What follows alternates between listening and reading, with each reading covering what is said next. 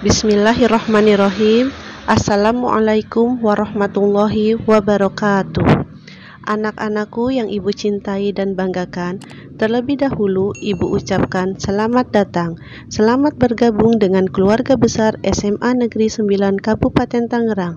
Dalam kesempatan ini, kita akan sama-sama belajar materi cara belajar efektif. Sebelumnya, Ibu ingin memperkenalkan diri terlebih dahulu. Nama Ibu, Reni Duwiyanti, SPD SI. Di SMA N9 Kabupaten Tangerang ini, Ibu mengajar mata pelajaran biologi untuk kelas 10. Dan moto hidup Ibu yaitu bekerja keras dan bersikap baiklah. Hal luar biasa akan terjadi dari Canon O'Brien. Baiklah anak-anakku sekalian, dalam penyampaian materi cara belajar efektif ini, Ibu akan memberikan beberapa tips-tips bagaimana belajar efektif yang menyenangkan dan dapat diserap oleh otak kita.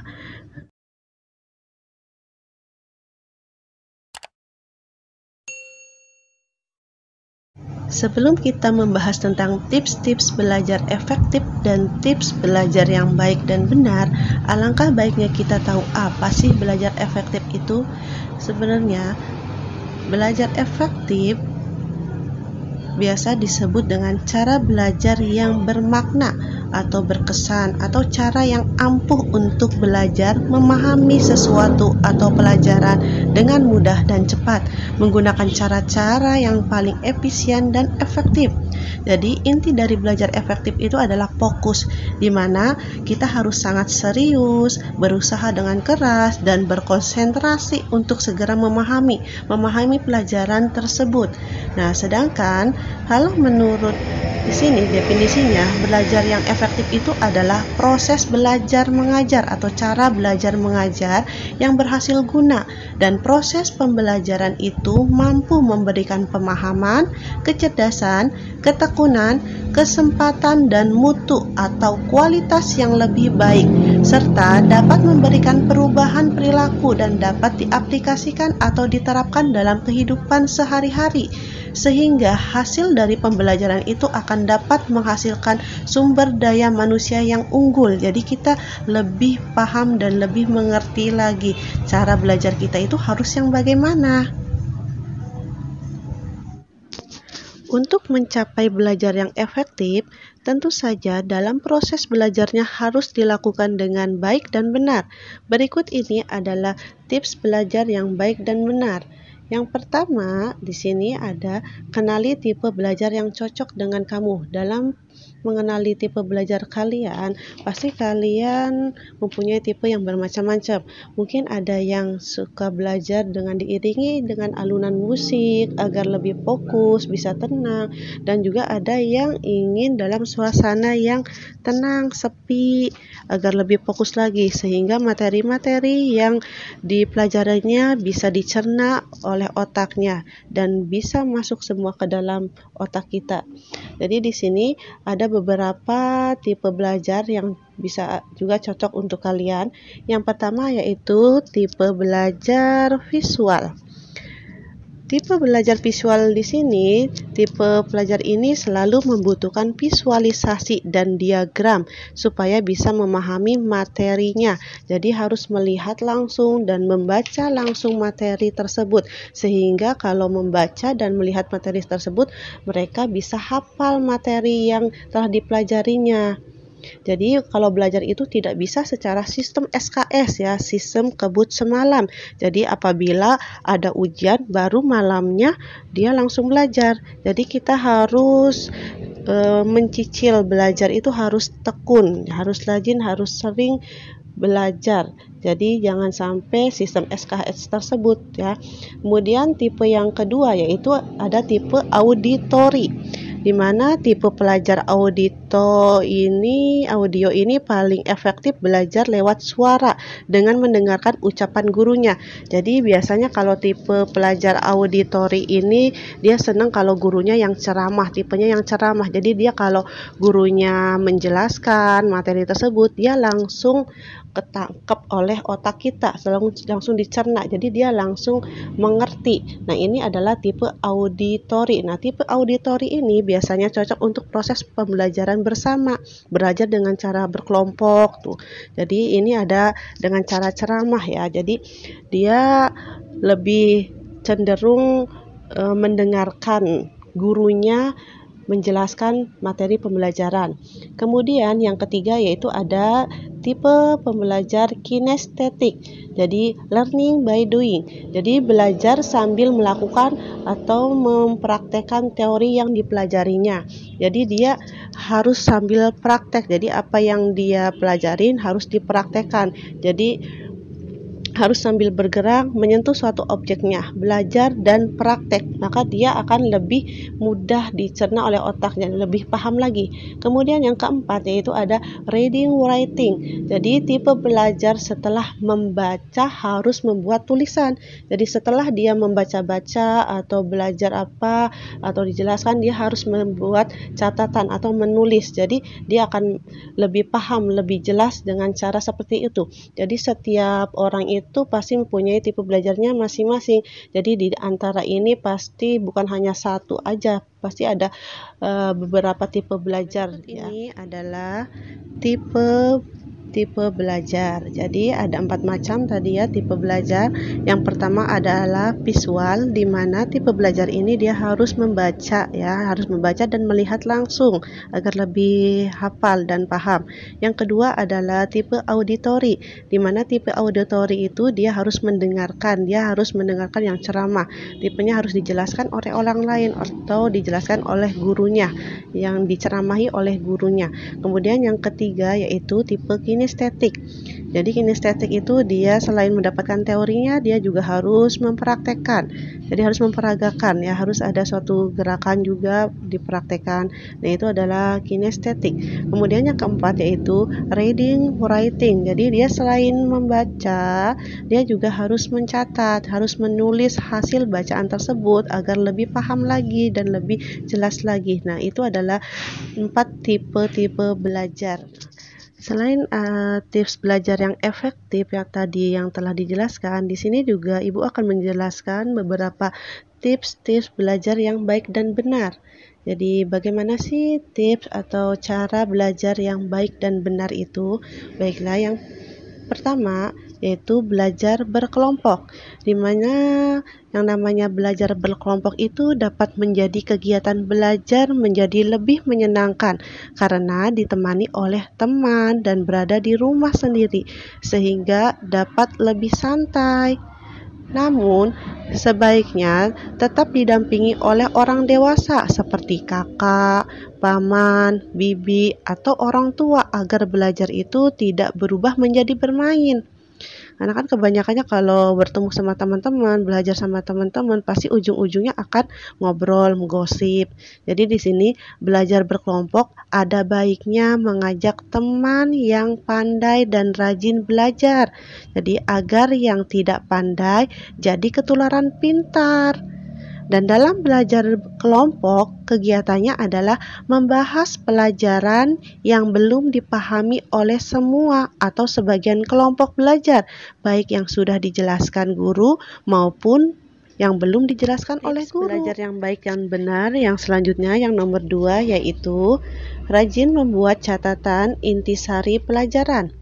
Jadi bagian-bagian penting dari pelajaran sebaiknya dibuat catatan di kertas atau buku kecil yang dapat dibawa kemana-mana sehingga dapat dibaca dimanapun kita berada.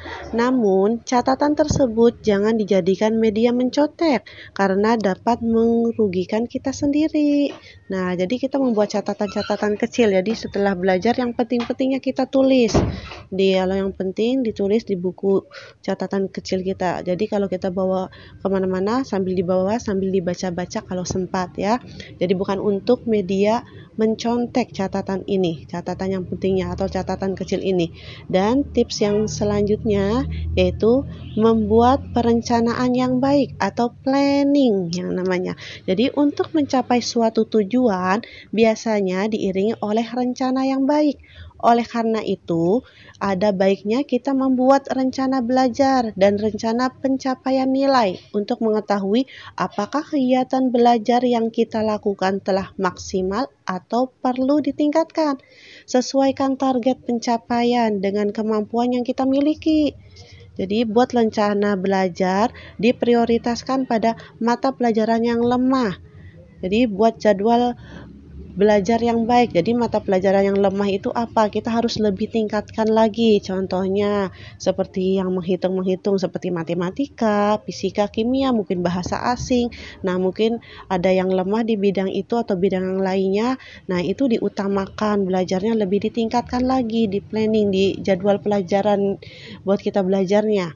Kemudian tips selanjutnya yaitu disiplin dalam belajar.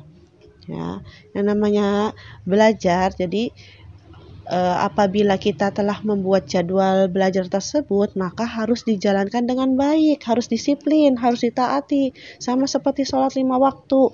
Jadi sholat 5 waktu itu kan harus selalu dikerjakan, ya, harus disiplin, jangan sampai bolong-bolong.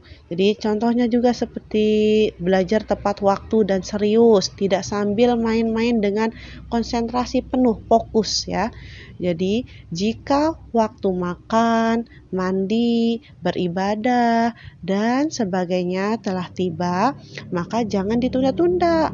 Nah, jangan ditunda-tunda lagi tuh pekerjaan itu. Jadi setelah semuanya dikerjakan, lanjutkan belajar. Setelah melakukan kegiatan tersebut, jika waktu belajar belum usai, bermain dengan teman atau game dapat merusak konsentrasi belajar. Ingat ya, yang namanya ngegame, bermain, nah itu dibatasin waktunya. Ya, sebaiknya kegiatan bermain juga dijadwalkan dengan waktu yang cukup panjang namun tidak melelahkan jika dilakukan sebelum waktu belajar ya. Jadi jika bermain video game, sebaiknya pilih game yang mendidik dan tidak menimbulkan rasa penasaran yang tinggi. Jadi ataupun rasa kesesalan yang tinggi jika kalah. Ingat, jadi harus disiplin belajarnya. Jadi kalau kita udah terbiasa disiplin belajarnya, jadi kita kalau lupa nggak enak belajar kan. Jadi kita harus belajar yang rajin, yang disiplin. Ya, tips belajar yang baik dan benar yang berikutnya yaitu sini ada yang nomor 5, menjadi aktif bertanya dan ditanya. Nah, di sini jika ada hal yang belum jelas, maka tanyakan kepada guru, teman, atau orang tua. Dan jika kita bertanya, biasanya kita akan ingat jawabannya. Jadi jika bertanya itu, bertanyalah secukupnya dan jangan bersifat menguji orang yang kita tanya. Jadi di sini harus tawarkanlah pada teman untuk bertanya kepada kita hal-hal yang belum dipahami. Semakin banyak ditanya, maka kita dapat semakin ingat dengan jawaban. Dan apabila kita juga tidak tahu jawaban yang benar, maka kita dapat membahasnya bersama-sama dengan teman. Jadi jangan malu untuk bertanya ya. Jadi biasakan bertanya, dan kalau ada teman yang menanya, dan kita harus menjawabnya, dan kalau tidak bisa, kita harus tanyakan kepada gurunya. Yang berikutnya yaitu belajar dengan serius dan tekun. Nah, ketika belajar di kelas, dengarkan dan catat apa yang guru jelaskan. Jadi, catat yang penting karena bisa saja hal tersebut tidak ada di buku dan nanti akan keluar saat ulangan atau ujian. Jadi, ketika waktu luang, baca kembali catatan yang telah dibuat. Jadi baca catatan yang dibuat tadi dan hafalkan sambil dimengerti. Jika sudah merasa mantap dengan suatu pelajaran, maka ujilah diri sendiri dengan soal-soal, latihan soal ya. Setelah soal dikerjakan, periksa jawaban dengan kunci jawaban. Jadi kalau ada yang salah, pelajarin kembali soal-soal tersebut. Jadi belajarnya itu dengan serius dan tekun ya, dan rajin. Jadi kita harus juga membuat catatan apa yang guru kita jelaskan ya. Jangan cuma mendengarkan saja. Sini yang selanjutnya yaitu hindari belajar berlebihan. Ingat, Jika waktu ujian atau ulangan sudah dekat, biasanya kita akan panik jika belum siap. Jadi jalan pintas yang sering dilakukan oleh pelajar yang belum siap adalah dengan belajar hingga larut malam atau begadang atau membuat contekan atau sistem kebut semalam. Nah, itu namanya sistem SKS, kebut semalam, terus belajar dikebut berapa mata pelajaran hanya dalam satu malam. Ya. Nah, sebaiknya ketika akan ujian tetap tidur tepat waktu karena jika begadang semalaman akan membawa dampak yang buruk bagi kesehatan, terutama bagi anak-anak ya. Kalau kalian masa-masa yang remaja, jadi emang ini masa peralihan. Jadi hindari belajar berlebihan karena otak kita itu tidak kuat menampung banyak materi secara sekaligus, harus bertahap. Jadi kalau pas ujian kita sudah siap, kita tinggal tidur nyenyak pada saat malam harinya. Jadi tidak panik akan adanya ujian mendadak. Ya, biasanya kalau guru itu pasti mengadakan ujian itu tidak usah diberitahu, langsung ujian. Kan sebenarnya panik, tapi kalau kita sudah mempersiapkan dan belajarnya rajin, tekun, teratur, disiplin, nah maka kita tidak akan panik dan kita selalu siap kapanpun ujian itu akan datang. Selanjutnya yaitu jujur dalam mengerjakan ulangan dan ujian. Nah, ingat, kita harus jujur, jangan curang. Jadi hindari mencontek ketika sedang mengerjakan soal ulangan atau ujian. Nah, di sini mencontek itu dapat membuat sifat kita curang dan pembohong. Kebohongan bagaimanapun juga tidak dapat ditutup-tutupi terus-terusan dan cenderung untuk melakukan kebohongan selanjutnya untuk menutupi kebohongan selanjutnya. Selalu aja berbohong untuk menutupi kebohongan yang kemarin. Kemarin membohong, menutupin kebohongan lagi. Jadi, anggaplah dengan nyontek pasti akan ketahuan guru dan memiliki masa depan sebagai penjahat apabila kita melakukan kecurangan. Ingat, Tuhan itu tidak tidur. Tuhan itu selalu mengawasin kita. Jadi, kita harus jujur dalam mengerjakan ulangan dan ujian. Jangan pernah curang, karena kalau curang itu tidak akan ada manfaatnya bagi kita. Malah kita akan menyesali apa yang kita telah perbuat. Ya, ingat, Tuhan tidak tidur. Tuhan selalu mengawasin kita. Bukan hanya Tuhan yang mengawasin kita, tapi guru pun selalu mengawasin kita kalau pas ujian ya. Kemudian jadilah seorang pemimpin. Nah, jadi latihlah rasa tanggung jawabmu. Bagaimana cara menjadi seorang pemimpin atau melatih tanggung jawabmu? Contoh kecilnya, apabila guru meminta bantuanmu untuk mengerjakan sesuatu, misalnya membersihkan kelas. Nah, jangan ragu untuk menerimanya. Ajak beberapa teman kelas dan pimpin mereka untuk membersihkan kelas bersama-sama ya. Jadi kalau ada guru atau siapapun yang meminta bantuanmu, nah kamu terima.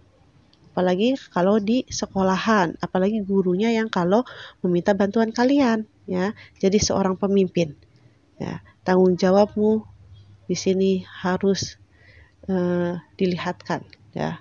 Latih tanggung jawab kalian. Yang selanjutnya yaitu mendengarkan penjelasan guru dengan baik.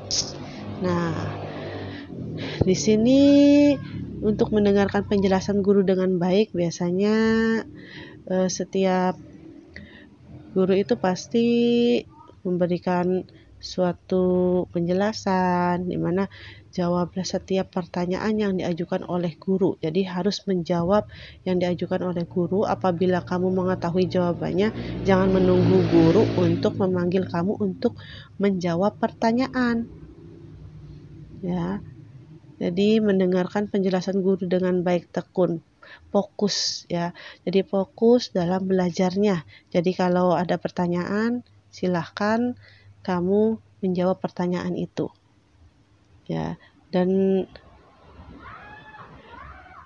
mendengarkan setiap materi-materi yang disampaikan oleh guru. Jadi jangan sering bercanda ya, jangan berisik dalam proses pembelajarannya.